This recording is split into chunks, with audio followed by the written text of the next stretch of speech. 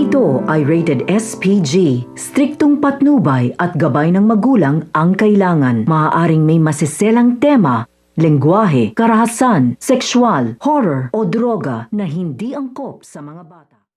Matinding bakbakan ang kinaharap nila Tanggol at nito nila Ramon sa pakikipaglaban nga nila kina Rigor at sa mga kapulisan.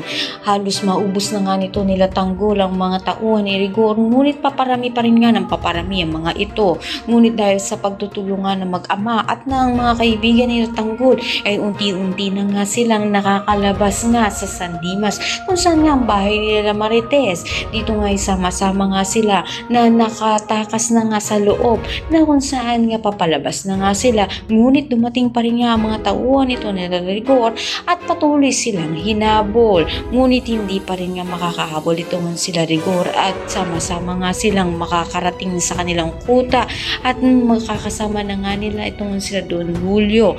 At dito nga ay patuloy nga paglalaban nga nila ang kanilang naumpisang laban sa mga gerero na ngayon nga ay magkakasama na nga silang pamilya. Kaya naman pakatutukan nga natin dito kung sama-sama nga kayong makakaligtas itong mga mag-aama ng silang Tanggol at Ramon, kasama nila ito si Marites. Ang lahat ng yan natin. Maraming salamat sa inyo.